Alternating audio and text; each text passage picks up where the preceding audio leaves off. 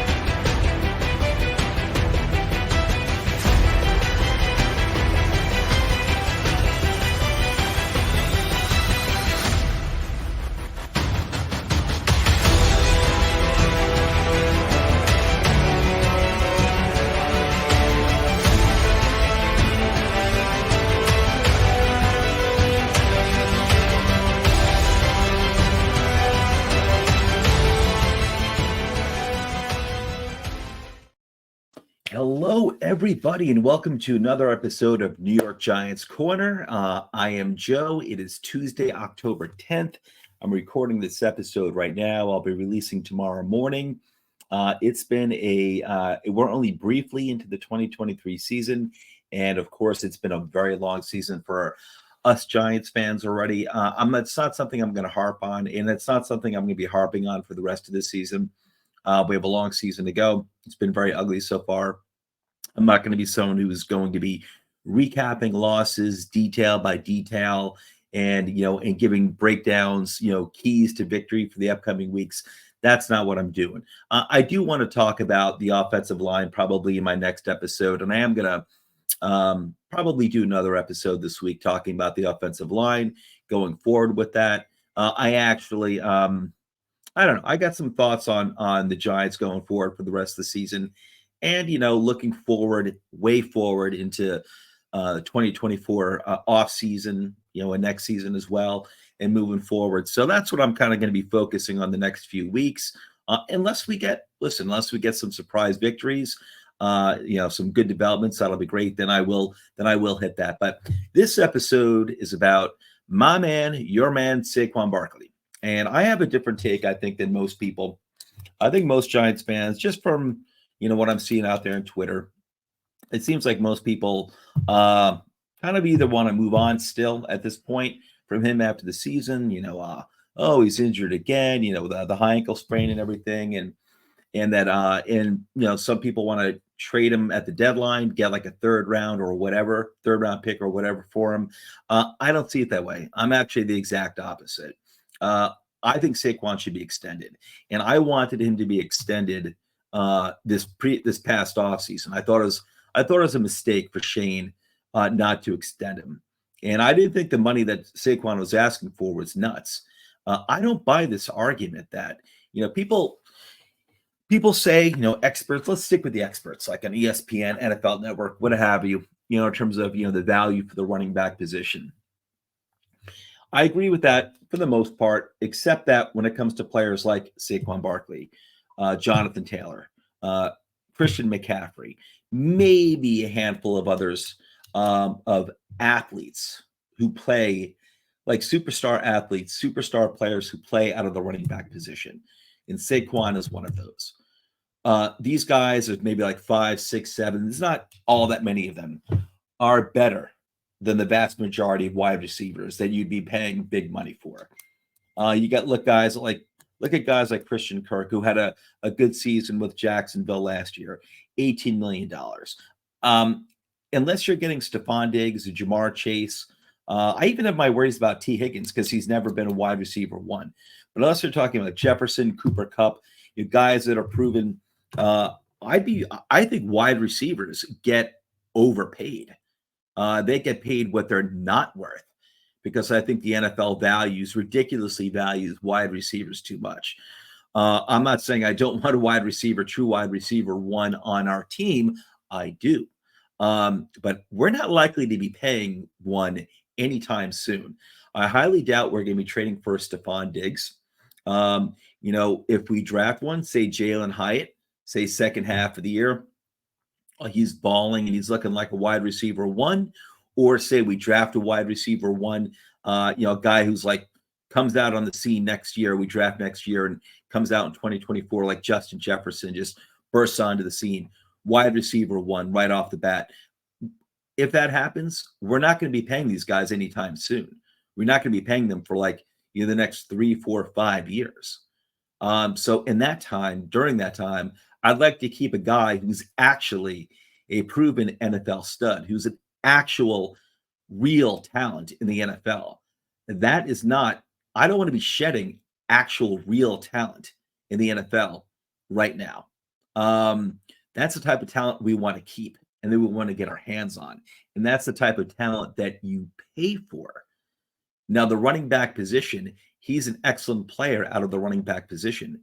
Saquon Barkley he's a star player out of the running back position. I don't think he's just a running back, even though that's the vast majority of his job. Yes, he mostly takes handoffs.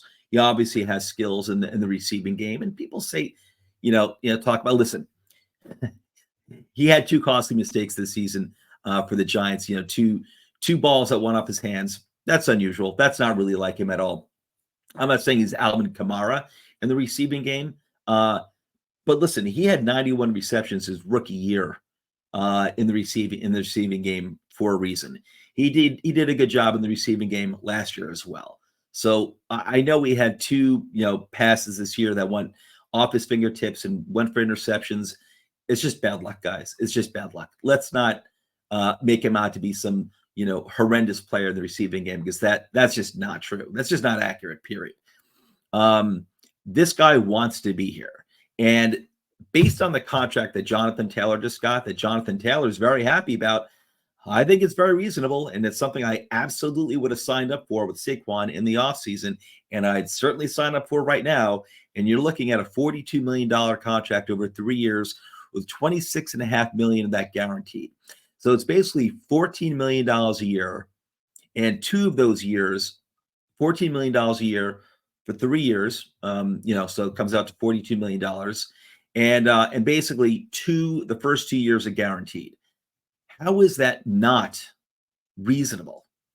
And like I said, you're not paying a wide receiver one anytime soon. Show me Jamar Chase, show me Justin Jefferson, show me Stephon Diggs, or maybe like a Devontae Adams. Show me that guy, and then we can have that talk. But short of that, why the hell would you get rid of an awesome talent like Saquon Barkley? Listen, if they trade him, I think that's an absolute travesty. This is a superstar player who wants to be here on a team that has been crap ever since he stepped on the field, and certainly not because it was Saquon's fault. Why would you shed that talent? It boggles my mind. And I saw Jonathan Taylor's contract, and Jonathan Taylor's like, this is a great deal for all running backs. I'm with you, Jonathan Taylor. I'm with you. And listen, I'm not necessarily going to pay. If you're looking like at a Brandon Jacobs, Ahmad Bradshaw tandem, which I love, by the way, I love ground and pound running game. That's what I love. I really, really do love that. That is my type of favorite running style. I like to tire out an opposing defense that way. You got to have an offensive line to do it as well. But I love that. In that case, yeah, I'm not going to give guys like that, who don't really offer too much in the receiving game, who just aren't weapons out in the middle of the field. You can take a run or a pass for a touchdown anywhere on the field at any given time, like Saquon can. Ahmad Bradshaw and Brandon Jacobs, as much as I love those guys, they weren't those types of players. So I'm not going to pay them top-notch $14 million a year. I would pay them, say, like $6-7 million each and keep that really nice tandem going. Don't get me wrong. But I'm not going to pay them, one of those guys $14 million. That's not the type of running back they are. But that's the type of player that Saquon Barkley is. So I'm just, I want to put this video out there because I don't feel like making negative videos about where the Giants are. You can find that all over the place. Do something. I see that a lot out in Twitter, in the Twitterverse these days. My fellow Giants fans, who I feel for, I'm not making fun of you, even though I do get a little chuckle out of, a lot of the tweets that I've seen out there from my fellow Giants fans saying, like, the offensive line is depleted. Daniel Jones, this, whatever, this, that, the defense. Joe Shane, do something. As they tweet that out into the deep dark void that is the 2023 season so far. Saquon Barkley, man, I really hope we keep this dude, and I hope Joe Schoen comes around and comes to an agreement with him. I think Joe Schoen said he did not want to talk an extension with Saquon Barkley until the end of the season, if they're going to extend them at all. But I believe he said that, a few months ago, that once they signed the deal for this year, I guess the tag or whatever it was, the 1-year contract for this year, he didn't want to be talking extension until the end of the season. I'd get that deal done now, dude. People talk about, injuries. Injuries happen to every other player, to many players. Look at Justin Jefferson. He's out now for a few weeks. I think he's on the IR. Cooper Kupp is coming back from a major injury. He's had injury problems. And, I think it depends who you're playing. And you got to look at the nature of the injuries too. Saquon Barkley, I wouldn't even be contemplating this at all if his injury history was something like Azeez Ojulari, where it's like, ankle injuries, Achilles injuries, hamstring injuries. It's like soft tissue stuff that's recurring. Those are like the recurring type of injuries. And I've said this before, those are what scare me.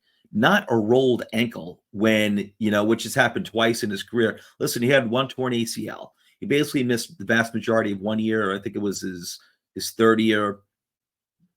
And then his fourth year was not good because he was basically not the same player, since that ACL injury and, in his first year back on the field. And then last year, fully recovered from the ACL, like 2 seasons out from the ACL. And you saw the old Saquon there. You saw the old Saquon, everything. Running game, receiving game. He was a weapon that the defenses had to account for. And you don't let that go. You don't let that go for, $14 million, basically $26.5 million guaranteed over 2 years. 2 years. What the hell is 2 years? It's nothing. It doesn't make any sense to me. You don't let top-notch NFL talent go for that little money, for those few amount of years. You just don't let that happen. It's beyond crazy that this is even a question. Like I was saying before, he is better and more valuable than the vast majority of wide receivers out there. I think the vast majority of wide receivers are friggin' overpaid, are vastly overpaid. I'll pay top bank for an excellent, true, legit, elite wide receiver one. But you get most other wide receivers out there are just simply not worth their money, to be honest with you. That get paid, I think, way too much. And just dollar for dollar are not worth it. The NFL, and I think including most experts, just have wide receiver on their brain. I'm not going to pay for over wide receivers. They talk about overpaying for running backs. I think the vast majority of wide receivers are overpaid. Saquon Barkley is a quarterback's best friend. I don't care if it's Daniel Jones or, very good chance we move on from Daniel Jones next year, or even though if he's on the team. And I'm not pounding on Daniel Jones. I love Daniel Jones, but I see the writing on the wall too.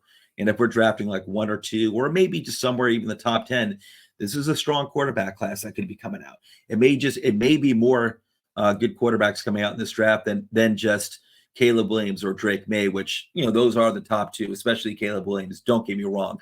But there's some other promising quarterbacks coming out that may be worthy of coming out in the top 10. We'll see. I'm not there yet.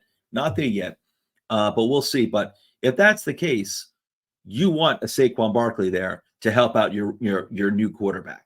And I would hope that, with Daniel Jones on the team next year, because obviously his contract, they're not going to be able to get rid of him. They're not going to be able to get rid of the contract.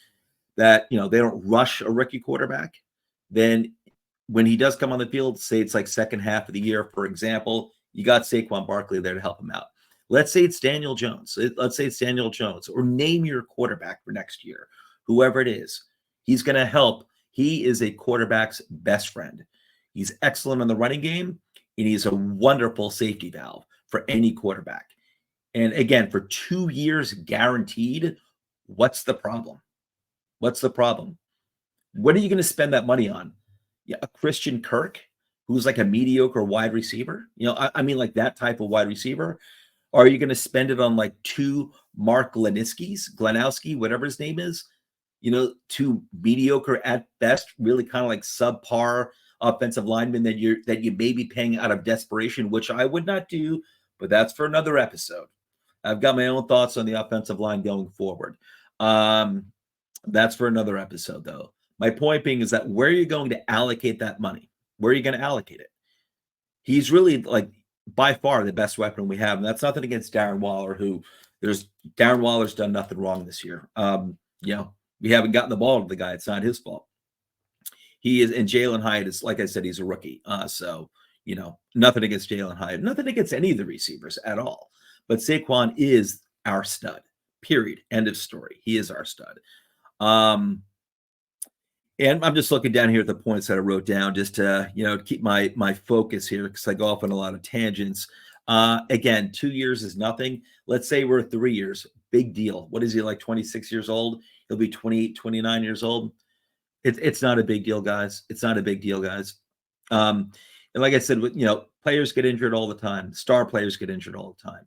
The nature of his injuries, it was one torn ACL, which can happen. He had one torn ACL. The other two injuries he's had in his career that have, kept him out for an extended period of time or at least impacted his play were two high ankle sprains. And that's what he's got right now is his second high ankle sprain. He had one his second year, which is Daniel Jones's rookie year. He only missed like a game and a half, and he actually played like 6 games on a high ankle sprain. And obviously it affected him. He wasn't the same player. He did wind up still having 1,000 yards rushing that year, but he could see he wasn't the same player for the vast majority of the middle of the season, like something like a good, healthy 6 games there. But dude's a gamer and he wants to be here. But the thing with the injuries, again, these are not like recurring injuries. These are football injuries. The torn ACL. It's not like he tore his ACL again already or anything like that. The 2 high ankle sprains. The dude got rolled. Like, for example, like that's going to happen when you're getting tackled. It wasn't like he was just running out there by himself and he took a twist and he twisted the ankle himself or something like that. He sprained the ankle. He got tackled, back in a few years ago with his first high ankle sprain, and then just at the end of the Arizona game, he had 3 guys. He had one guy behind him, like at the back of his legs. He had 2 guys in front and on top of him. It's, he's lucky that's all that happened, because I remember when he went back, it looked like he could have broken his back. It was scary when he got tackled on that play at the end of the game. He was lucky it was only a high ankle sprain. I thought it was going to be a lot worse than that. So the nature of his injuries, they're not soft tissue injuries. It's not Sterling Shepard. It's not Ojulari where like every week it's seemingly something else. Or, it's not like that with him. So, guys like this, you got to pay. If you're looking at someone like Ojulari, who's injured all the time, or Sterling Shepard, who has had 2 ACL tears and multiple other injuries as well, including concussions. Remember, Sterling Shepard almost retired a few years ago because he had like 3 concussions in one season. It's been like none of that for Saquon Barkley. I just want people to keep that in mind. Running wide receivers, tight ends. Look at Mark Andrews. He's always injured for the Ravens. You can count on him for missing a few games a year. George Kittle. Everyone loves George Kittle, rightfully so. The guy's an awesome tight end. He's got a history of injuries. Guys, like, you're going to get injured. You're going to get injured. Look at the depleted Giants offensive line. You're going to get injured, guys. It's going to happen. But the nature of his injuries don't worry me, because they're not the recurring type, like the nagging hamstrings, Achilles, something like that, turf toe. Nothing like that, guys. And last but not least, what are you going to get for this dude? If you're talking like a first round, which is not going to happen, a first round pick, it's not going to happen. Maybe I'd think about it.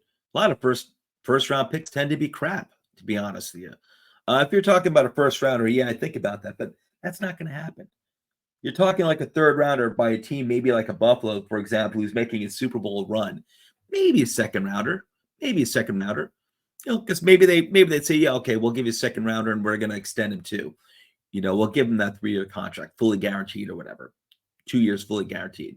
Maybe they would do that. You're not going to get more than a second rounder. And honestly, for anything less than a first round, I'm not game for that. And I'm not expecting a first round. But if some team were to blow me away with a first round pick, that's something I would obviously definitely think about.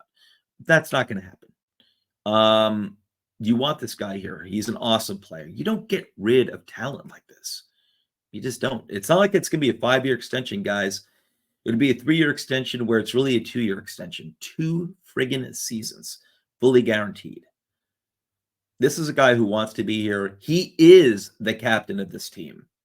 That's not knocking Daniel Jones.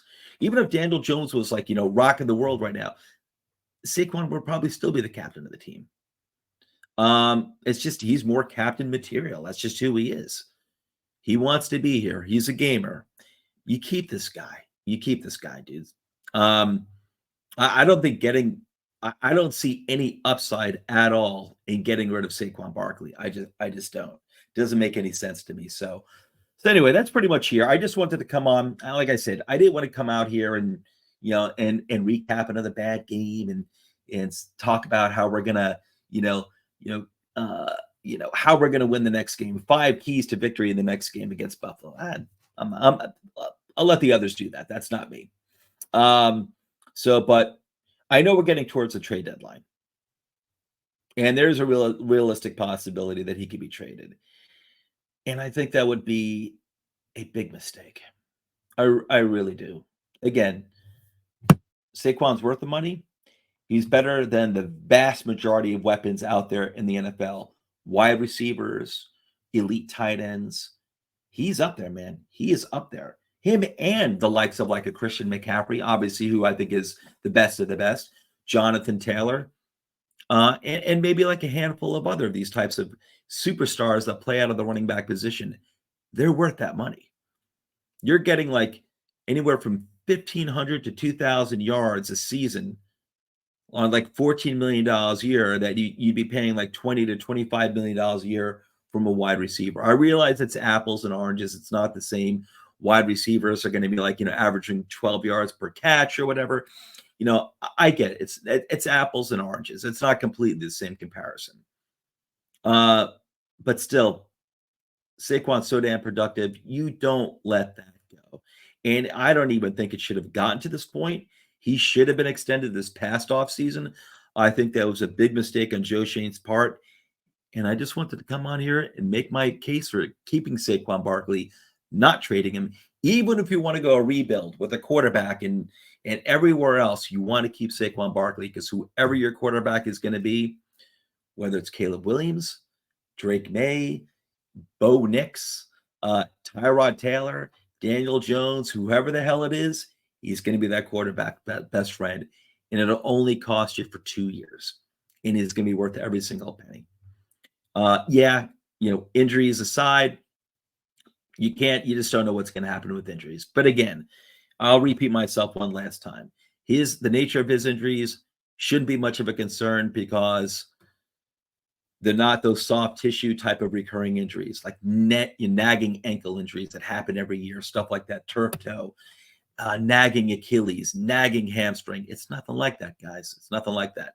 Rolled ankle can happen in a violent game to any player on the football field. That's not a big deal to me. But anyway, guys, I'm out of here. And I think next time I will be talking about the offensive line. My thoughts on the offensive line heading into this season right now where we are, and then going forward. But anyway, I'm out of here. Wait for my really cool outro video. If you love the intro video, you're going to love the outro video too. Everyone, take care. Giants fans, I love you. I love this team. One day, we're all going to be hugging each other with another Super Bowl victory. And I think it's going to happen sooner than you think. I'm not saying next year. I'm just saying sooner than you think. Love you guys. I'll catch you soon. Take care.